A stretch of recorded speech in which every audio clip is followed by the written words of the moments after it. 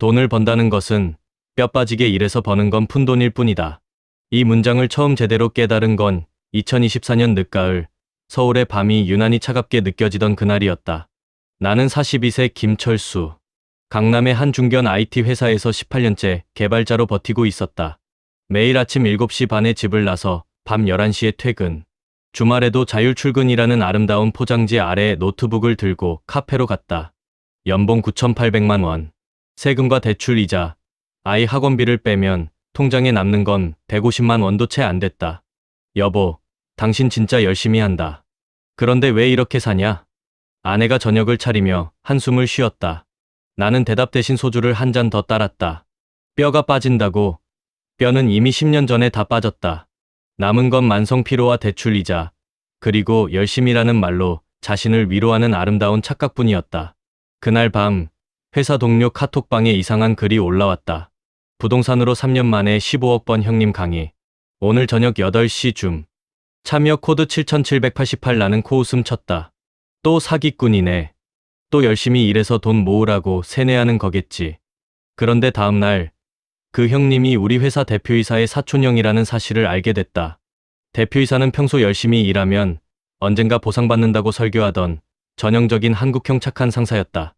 그런데 그 사촌형은 2019년에 강남 아파트 2채를 대출 80% 끼고 샀다가 2022년 폭등으로 12억 차익을 봤다고 했다.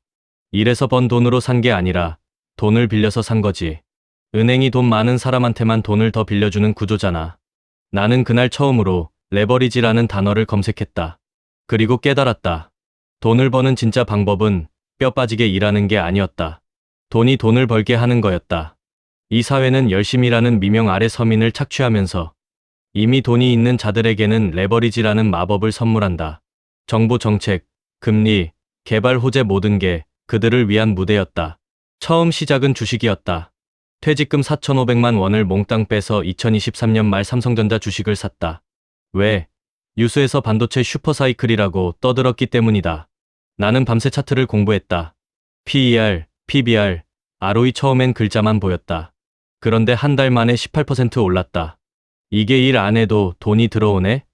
아내가 놀라 물었다. 응, 내가 일하는 대신 돈이 일하는 거야. 너희가 야근할 때 내 돈은 24시간 시장에서 춤춘다. 나는 그때부터 야근을 줄였다. 대신 HTS 앱을 켜고 앉아 있었다.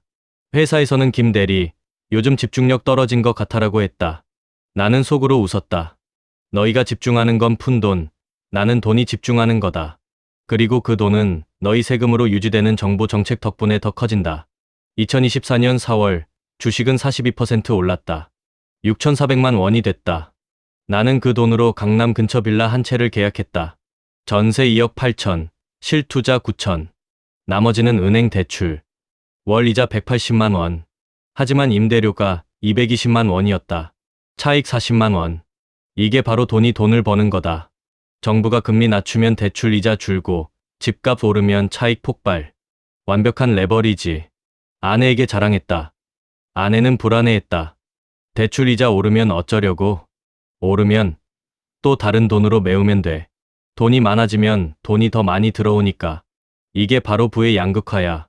은행은 가난한 사람한테는 대출 안 해주면서 이미 집 있는 사람한테는 끝없이 빌려준다. 그해 10월 비트코인이 1억 2천을 돌파했다. 나는 주식 차익 3천만 원을 몽땅 비트코인으로 갈아탔다. 왜? 유튜브 100만 구독자 인플루언서가 이번이 마지막 기회. 트럼프 재선되면 2배 간다라고 외쳤기 때문이다. 철수야, 너 미쳤어. 동료들이 말했다. 나는 대답했다. 미친 건 너희야. 평생 연봉 1억 받으면서 열심히 외치고 있잖아. 나는 이제 돈이 나 대신 미치게 할 거야. 인플루언서, 그놈들도 결국 돈 많은 사람들한테 먼저 정보 주는 거지. 비트코인은 2025년 1월 2억 8천까지 치솟았다. 내 3천만 원은 7,200만 원이 됐다. 그 돈으로 강남 오피스텔 하나를 또 샀다. 갭 투자. 대출 95%, 월세 180만 원, 이자 140만 원, 순수익 40만 원. 이제 월 80만 원이 그냥 들어와. 내가 회사에서 3개월 야근한 것보다 많아. 이게 바로 푼돈과 큰돈의 차이다. 그때부터 나는 진짜 일을 그만두기 시작했다. 회사의 사표는 내지 않았다. 대신 재택근무를 80%로 만들었다. 아침에 일어나 HTS를 켜고 커피를 마시며 차트를 본다. 점심때는 부동산 앱으로 매물 확인. 저녁에는 코인 커뮤니티에서 고래들의 움직임을 살핀다. 2025년 7월 정부가 부동산 PF 규제 완화를 발표했다. 내 빌라 두 채가 각각 1억 2천, 1억 5천씩 뛰었다. 나는 한 채를 팔았다. 차익 2억 8천. 그 돈으로 비트코인을 또 샀다. 이번엔 5억어치. 이제 진짜 돈을 낳는다. 정부가 규제 풀면 집값 오르고 금리 내리면 대출 쉬워지고 서민은 영끌로 죽어나가는데 우리는 레버리지로 웃는다. 그런데 반전이 시작된 건 바로 그때부터였다. 2025년 11월 비트코인이 1억 5천까지 폭락했다. 내 5억은 3억 2천이 됐다. 뉴스에서는 서민 투자자들 눈물이라고 떠들었다. 나는 웃었다. 서민. 나도 원래 서민이었는데 이제 서민이 아니니까 괜찮아. 뉴스에서 서민이라고 부르는 건 결국 돈 없는 사람들만 골라서 위로하는 거잖아. 그 돈을 다시 주식으로 돌렸다. 이번엔 AI 관련주. 정부가 AI 국가 전략이라고 밀어주던 종목들이었다. 2026년 3월 그 주식들이 180% 올랐다. 내 3억 2천은 8억 7천이 됐다. 그 사이 나는 진짜 큰돈의 맛을 제대로 봤다. 2025년 하반기부터 정부의 3기 신도시 개발 속도가 빨라졌다. 남양주 왕숙, 고양 창릉, 하남 교산, 인천 계양, 부천 대장. 총 17만 가구 공급 계획. 게다가 GTX-A 노선이 2026년 서울역 수서 구간 연결로 완전 개통을 앞두고 있었다. GTX-A는 파주 운정부터 동탄까지 서울 도심까지 20분대 접근을 가능케 하는 집값 보증수표였다. 나는 정부 공시와 LH 발표를 밤새 읽었다. 공급 절벽이 온다. 2026년 서울 입주 물량이 급감하고 3기 신도시 착공이 본격화되면 역세권 땅값이 폭등할 거다. 정부가 공공개발이라고 포장하지만 실제로는 이미 정보 아는 사람들이 먼저 땅을 사서 기다리는 구조야. 서민은 분양때나 알게 되고 우리는 미리 사서 3에서 4배 먹는다. 그해 10월 나는 고양 창릉지구 인근의 작은 토지 300평을 샀다. 실투자 2억 5천. 대출 70%. 아직 농지였지만 GTX-A 창릉역 예정지에서 불과 800m 떨어진 곳이었다. LH가 2026년 3월 S-1블록 공공분양을 앞두고 있었고 주변 땅값이 이미 30% 뛰고 있었다. 이건 토지 투기야. 정부가 신도시 지정하면 농지에서 주택지로 용도 변경되는 순간 3배, 4배 뛴다. 공공이라고 하면서 실제로는 민간 투기 세력을 키우는 거지. 정치인들은 주택 공급이라고 떠들지만 땅값은 이미 우리 같은 사람들이 먼저 선점한 뒤에야 발표한다. 아내가 불안해했다. 여보, 그게 정말 될까? 정부 계획이 자주 바뀌잖아. 예전에 2기 신도시 때도 약속하고 안 지킨 적 많았어. 바뀌는 순간 또 다른 호재가 생겨. GTX-B, GTX-C도 속도를 내고 있고 수도권 135만 호 공급 계획이 2026년부터 본격화되는데 실제 착공은 늦어지고 있어. 공급 절벽이 현실화되는 순간 이미 선점한 사람들은 웃는다. 이게 한국 부동산의 아름다운 착각이다. 정부가 서민주택이라고 외치면 외칠수록 우리 같은 레버리지 플레이어는 더 많은 돈을 번다. 2026년 2월 코스피는 5,100을 돌파했다. 내 계좌는 4억 2천으로 불어났다. 나는 회사에 재택 80%를 신청했다. 팀장이 물었다. 김 대리, 요즘 왜 이렇게 여유로워? 집중 안 되는 것 같던데. 나는 미소 지었다. 팀장님, 저 이제 돈이 출근해요. 팀장님이 야근 80시간 하시는 동안 제 돈은 GTX 호재와 AI 사이클 타고 24시간 일합니다. 팀장은 말문이 막혔다.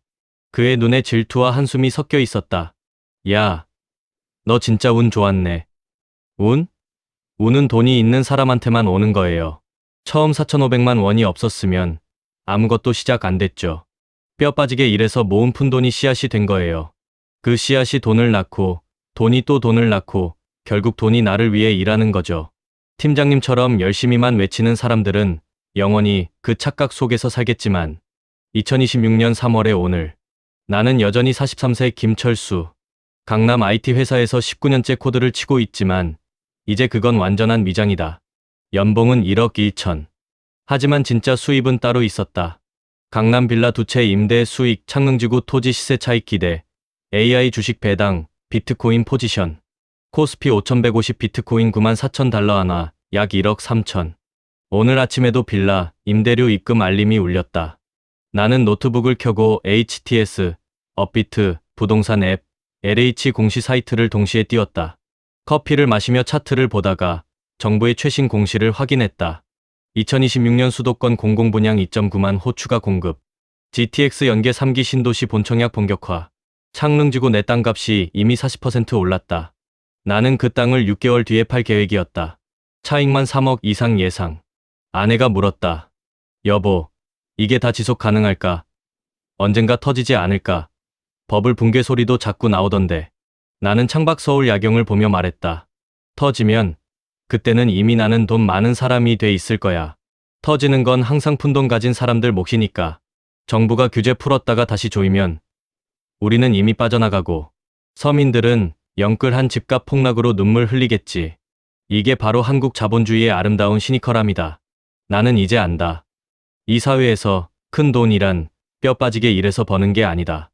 돈이 돈을 벌게 하는 구조에 올라타는 것이다. 부동산은 정부의 3기 신도시 지정과 GTX 대통 소식 하나로 5억을 만든다. 주식은 AI 반도체 슈퍼사이클 하나로 3배가 된다. 비트코인은 글로벌 호재 하나로 2배, 3배를 왔다 갔다 한다. 그리고 그 모든 한 방은 이미 돈이 있는 사람이 먼저 듣고 먼저 탄다. 정치인들은 서민 복지라고 외치지만 실제로는 부동산 정책 하나로 부자를 더 부자로 만든다. 언론은 투자 열풍이라고 떠들지만 그 열풍의 수혜자는 항상 우리 쪽이다. 인플루언서들은 지금 시작하라고 외치지만 씨앗 없는 사람들은 평생 시작만 외치다 끝난다. 나는 이제 그쪽에 섰다. 아직 회사 다니는 건 그냥 핑계였다. 열심히 사는 척하는 마지막 연극. 동료들은 아직도 야근하고 상사는 성과를 외치고 뉴스는 경제 회복이라고 떠든다. 하지만 나는 안다. 그 모든 게 우리 같은 돈이 돈을 버는 사람들을 위한 배경음악일 뿐이라는 걸. 어제 동료 카톡방에 누가 썼다. 야, 나 이번 달 야근 80시간 했어. 그래도 연봉 7천이야 샤바. 너희는 어때? 나는 답장 대신 맥주 한 잔 따랐다. 속으로 중얼거렸다. 미안. 너희가 버는 건 진짜 푼돈이야. 내가 버는 건 돈이 밤새 일해서 버는 돈이니까. 너희 세금으로 유지되는 정부 정책이 내 레버리지를 더 키워주고 있거든. 창문을 열었다. 봄바람이 불어왔다. 그 바람 속에 아직도 새벽 6시에 지하철 타고 출근하는 수많은 사람들이 있었다. 강남 빌딩 지하 경비실에서 하루 4시간 서 있는 70대 할아버지들, 밤 12시에 편의점 알바를 하는 청년들, 열심히라는 말로 자신을 위로하는 평범한 월급쟁이들, 대통령 정책에 속아 놀러 다니는 노인 취급받는 서민 노년들. 나는 그들을 보며 속으로 말했다. 그래, 너희가 열심히 버는 푼돈이 내 돈의 씨앗이 돼줘서 고맙다. 너희가 세금 내고 대출 이자 내고 소비하는 동안 내 돈은 GTX 타고 신도시 타고 AI 타고 코인 타고 편안하게 불어나고 있으니까. 그날 저녁 나는 SNS에 글을 올렸다. 돈을 번다는 것은 뼈 빠지게 일해서 버는 것은 푼돈일 뿐이다. 진짜 큰 돈은 돈이 돈을 벌게 하는 것이다. 부동산 3기 신도시 GTX 역세권 토지 투기, 주식 AI 반도체, 코인. 너희가 야근하는 동안 내 돈은 24시간 일한다. 정부 정책은 우리를 위해, 개발 호재는 우리를 위해, 금리 인하는 우리를 위해 존재한다. 지금 당장 시작해라. 씨앗이 없으면 그건 너희 인생이니까. 열심히 일해서 모으는 푼돈으로 평생 시작만 외치다 끝나는 그 아름다운 한국 서민의 착각. 댓글은 폭발했다. 형님 존경합니다. 창릉지구 땅 어떻게 사나요? 저도 시작할게요. 그런데 씨앗이 형님처럼 되고 싶어요. 열심히 일하는데 왜 안 되죠? 나는 댓글을 하나하나 읽으며 웃었다. 웃음이 시니컬했다. 씨앗. 그건 내가 평생 모아봐. 나는 이미 그걸 넘었거든. 너희가 평생 모은 푼돈이 결국 내 레버리지의 비료가 되는 거지. 돈을 번다는 것은 결국 뼈 빠지게 일하는 너희들의 착각 위에 내 돈이 편안하게 앉아서 24시간 내내 일하게 하는 것이다. 그리고 그 착각이 지속되는 한 나는 계속 웃을 수 있다. 푼돈들아, 오늘도 수고해라. 너희 덕분에 내 돈은 더 커진다.